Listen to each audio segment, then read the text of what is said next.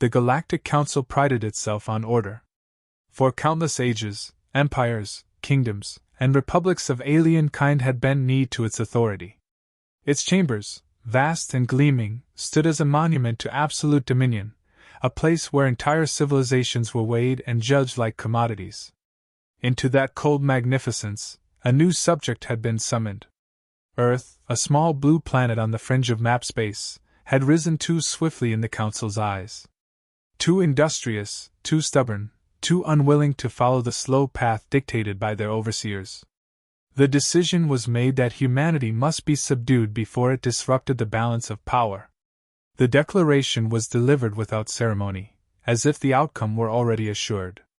A transmission blanketed every human network, words heavy with contempt, spoken in a voice translated into every language of Earth. It announced that Earth would be folded into the Council's dominion, tribute demanded in resources and labor, sovereignty dissolved into compliance. What they offered was not negotiation but dictate, as though humanity's place had already been written. Their message promised punishment for refusal and annihilation for defiance.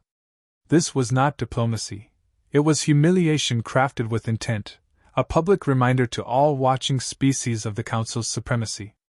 Reactions across Earth surged in waves. In government halls, the first instinct was disbelief. A coalition of voices argued to yield, warning that resistance against fleets stretching across the stars was madness. Economists calculated the toll of compliance, speaking in sterile terms of quotas and resource strips, while others, colder still, whispered of survival through submission. Yet there were those who could not stomach the words. To kneel before strangers who saw them as tools was not survival but the slow death of dignity. The divide sharpened, pragmatism clashing with pride, fear battling defiance. The Council anticipated chaos. It had broken dozens of worlds with the same ultimatum. Panic was expected, disunity inevitable. They underestimated the weight of history carried by humanity. For while fear whispered through the corridors of power, memory spoke louder in the streets. The people remembered wars that had scarred the earth yet failed to end it, disasters both natural and self-inflicted that should have extinguished them yet only hardened their resolve. Humanity had been bent before, but never broken. The Council saw only a fledgling species. They missed the scars carved into its collective soul. The ultimatum was precise: one cycle to comply, or the skies above Earth would darken with ships designed for extermination. The Council spoke as masters addressing vassals, certain their authority would not be challenged. To them, this was a routine act, a reminder to the galaxy that resistance was futile. But the tone of the broadcast, its arrogance, its deliberate scorn, ignited something dangerous. Across the world, citizens who had never spoken of unity before felt the same spark. The insult stung deeper than the threat. Submission might preserve life, but it would strip away the very thing that defined humanity's place among the stars, its will to choose. When the transmission ended, silence fell across Earth. Screens flickered black, leaving a void heavier than the message itself. In that silence, debates raged behind closed doors, military councils convened, and voices rose in hidden chambers. The Council's words had been meant to fracture resolve, but instead they carved the conflict into stark clarity. There was no path to coexistence offered, only domination or destruction. For some species, that choice would have ended discussion. For humans, it opened a single road, narrow but undeniable. They had been given a deadline, and with it, a chance to define themselves. The first section of the response was not a shout but a quiet, gathering storm. The Council had spoken with certainty, declaring Earth's fate as though writing a law of nature. Yet deep beneath the weight of that decree, humanity stirred, not as prey awaiting the slaughter but as something else, something the Council had yet to understand. The ultimatum hung over the planet like a shadow, and in that shadow, resolve began to sharpen. The day would come when the galaxy would hear Earth's answer, and it would not sound like submission. The ultimatum hung over Earth like an iron weight, but the silence that followed was not paralysis. While the Council expected panic, humanity turned inward. Doors closed, lights dimmed, and behind layers of encrypted networks, a global conversation began.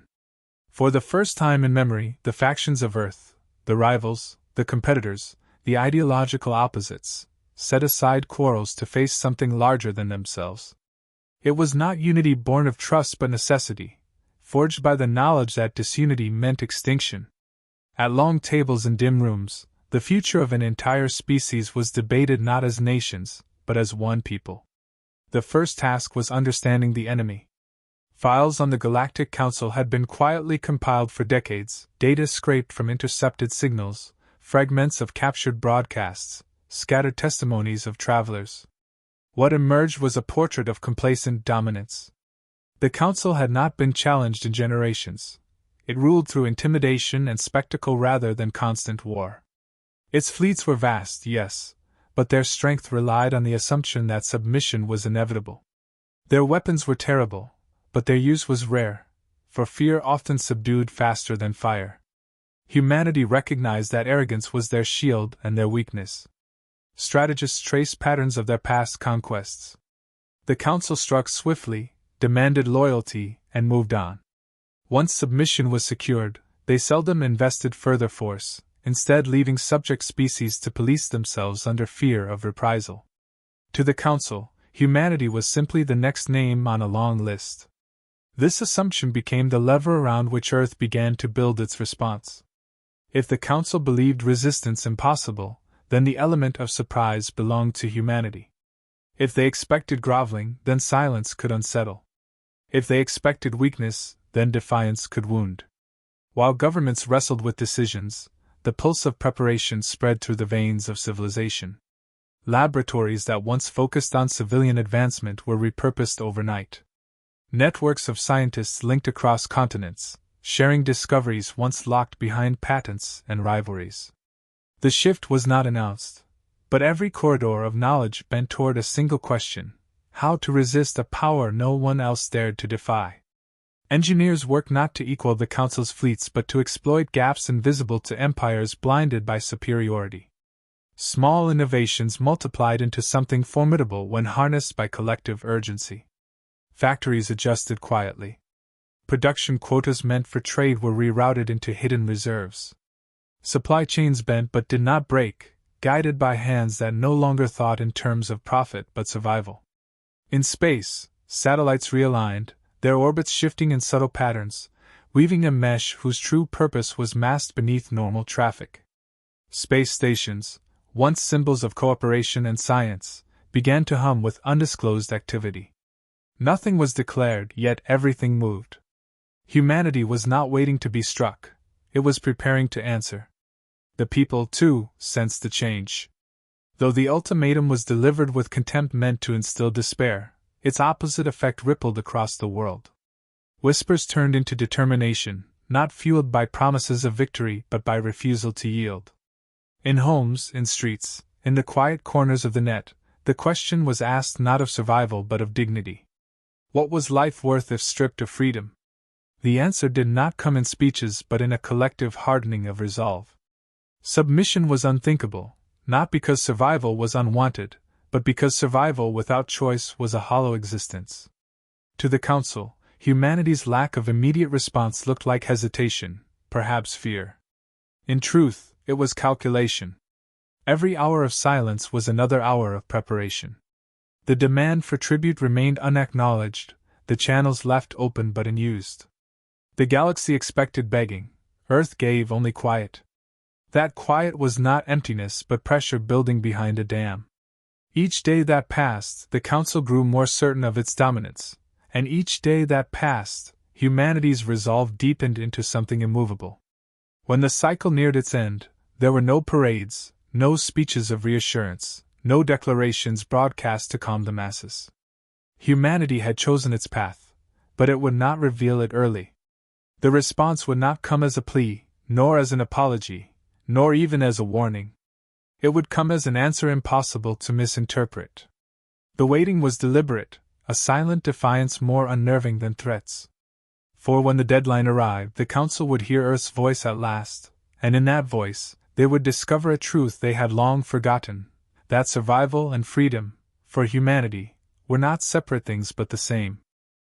The day of response arrived with the inevitability of a storm. Across the galaxy, channels tuned to witness Earth's surrender. Civilizations accustomed to the Council's rituals gathered to observe the spectacle, convinced that humanity would follow the same path as every species before them.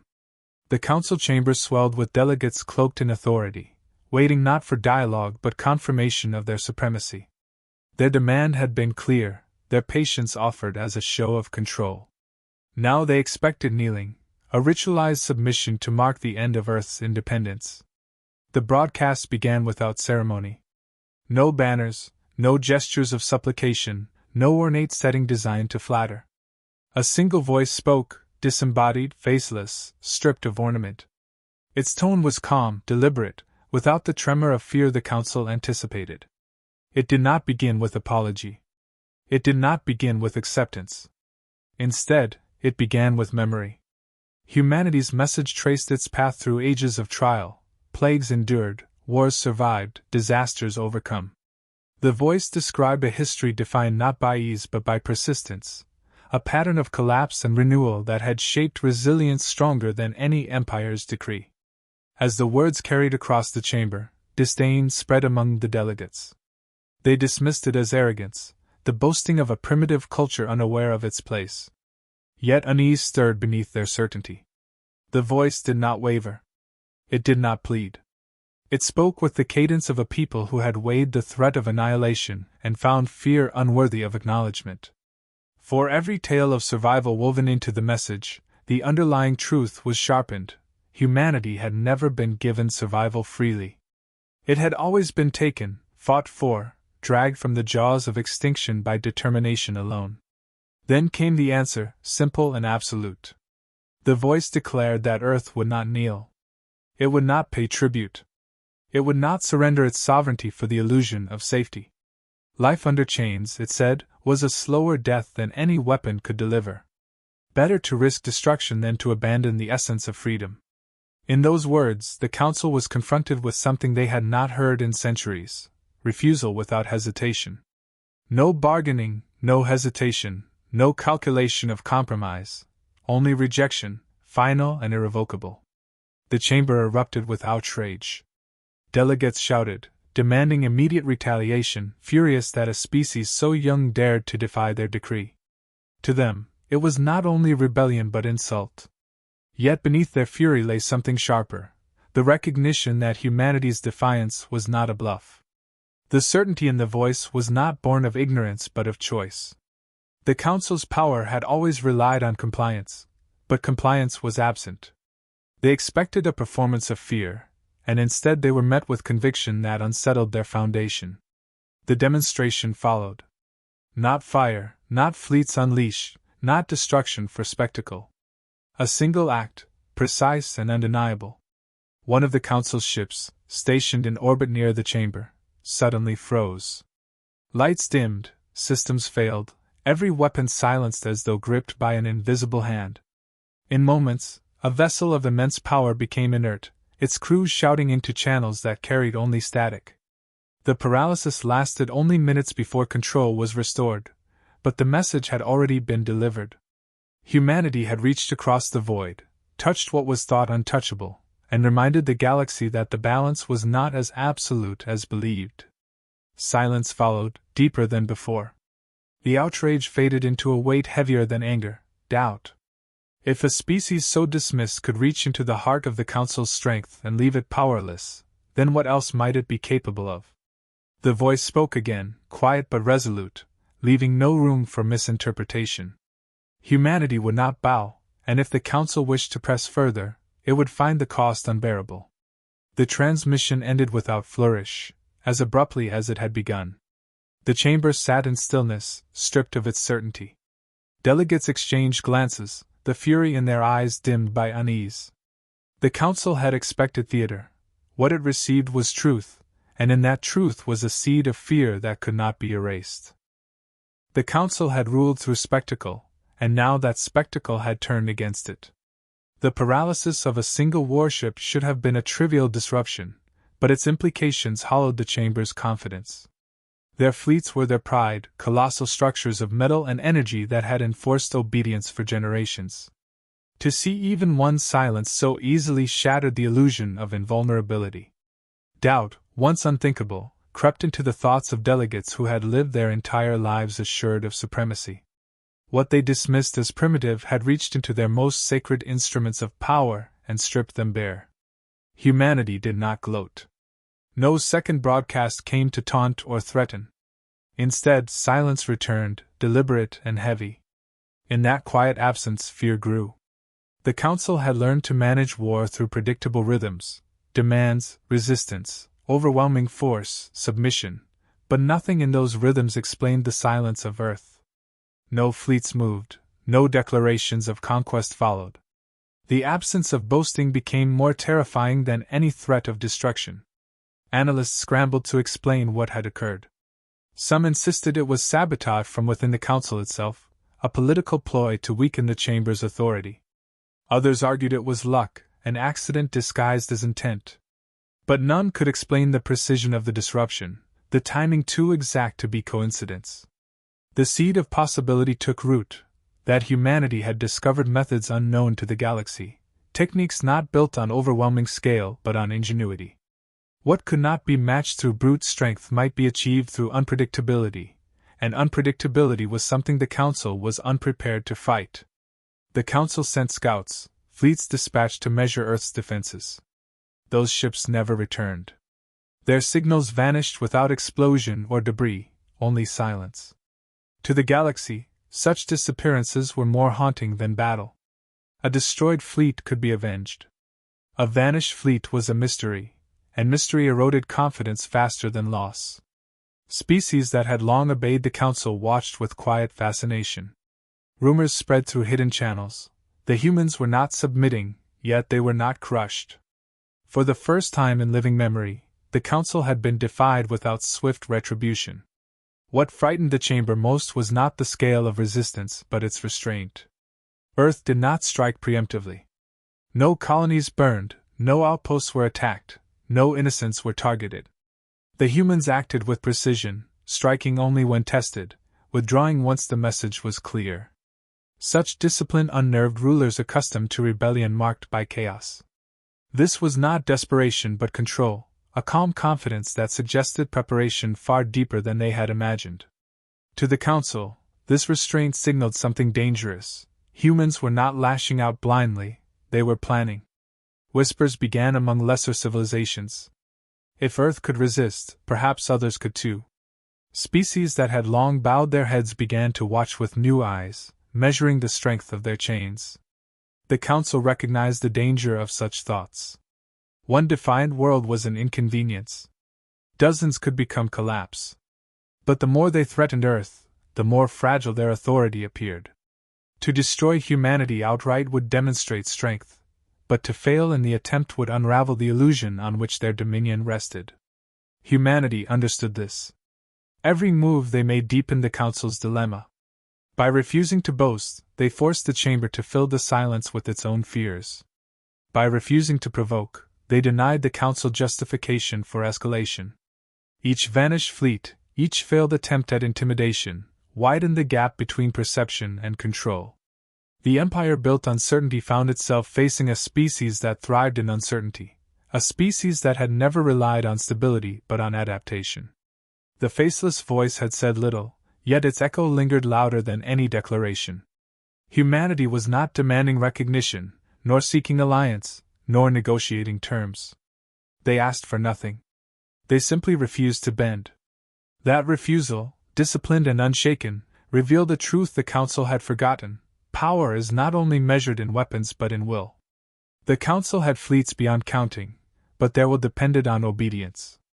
Humanity had no empire, no dominion, but its will was absolute, unbroken by threat, untouched by fear. The Chamber, once a theater of arrogance, now carried unease in every shadow. Delegates who had never questioned authority found themselves calculating risk. If a young world on the edge of map space could force hesitation from the Council, then the future was no longer certain. Humanity had revealed itself not as a victim waiting to be conquered but as a rival that refused the very premise of conquest. And in that refusal, the galaxy began to see a possibility long buried, that the council could be resisted, and resistance could prevail. The council demanded clarity. Delegates, shaken by silence and unanswered losses, pressed for a final declaration from Earth. Why resist when history showed resistance only ended in ruin? Why gamble against a force that had swallowed empires greater than a single planet? Their voices carried confusion beneath their anger, for they could not comprehend defiance without ambition. To them, refusal meant a hidden aim, conquest, power, territory. Humanity's motives did not align with such measures, and that was what unsettled them most. The answer came as it had before, a single faceless voice, calm and steady, stripped of ornament. It did not waste words with rhetoric. It did not offer justification that could be twisted into negotiation. It spoke only of principle. Humanity, it said, did not exist to serve. Freedom was not a privilege to be bartered but the essence of life itself. To surrender that essence was to cease being human. No chain, no matter how gilded, would be accepted. They could be destroyed, but they would never be owned. The Council, accustomed to calculating outcomes in terms of conquest or submission, found no leverage in such resolve. Threats of annihilation held no weight when death was already considered preferable to slavery. Promises of integration rang hollow against the unshakable refusal to yield. For the first time, their dominance confronted something beyond force, conviction unmovable by fear. The chamber, built as a monument to obedience, became an audience to a truth they had long buried. There existed a power greater than fleets and weapons, the power to deny. Delegates shifted uneasily, their outrage faltering under the weight of words that carried no tremor. They demanded to know what humanity sought, what terms could satisfy them, what position they wished within the Council's hierarchy. The answer was as stark as the defiance itself. Humanity sought nothing. They did not want seats, they did not want tribute, they did not want empire. They wanted to be left free, to walk their own path without interference. That denial of ambition unsettled the chamber more than aggression ever could, for ambition could be measured, bargained with, controlled. Refusal stripped away the very foundation on which their order was built. Whispers carried through the galaxy. Species bound by the Council's grip listened in silence, and some felt the stirrings of something long buried. If Earth could stand without flinching, perhaps submission had never been inevitable. Chains, once thought unbreakable, began to feel lighter. Seeds of doubt took root, small but dangerous, growing with every word that echoed from the faceless voice. The Council sensed this, saw it in the shifting postures of its allies, heard it in the uncertain murmurs that followed each broadcast. The unity they had enforced through fear was no longer certain. Humanity offered no alliance, no rallying cry, no promise of liberation. Their defiance was not spoken for others, yet it inspired nonetheless. In choosing their own freedom at any cost, they reminded the galaxy of a truth too long forgotten. Submission was not the natural order, it was a choice. And once choice is remembered, control begins to falter. The Council weighed their options. To attack meant risking exposure of weakness greater than already shown. To ignore meant admitting their threats had failed. Either path carried danger, yet neither could erase what had already been revealed. The humans had not merely resisted, they had redefined the confrontation. The Council had asked for obedience, and humanity had answered with identity. The voice closed with finality, words that could not be mistaken. Humanity did not seek war, but neither would they flee from it. They did not crave dominance, but they would never submit. They were human, and that alone was enough. With that, the transmission ended, leaving no room for debate. The chamber fell silent. No decree followed, no vote was called, no punishment was executed. For the first time in generations, the Council hesitated. The image of absolute authority cracked, not from destruction but from defiance. Across the stars, countless eyes watched and understood. The day humanity responded was not the day Earth was conquered. It was the day the galaxy remembered that even the smallest world could teach fear to empires.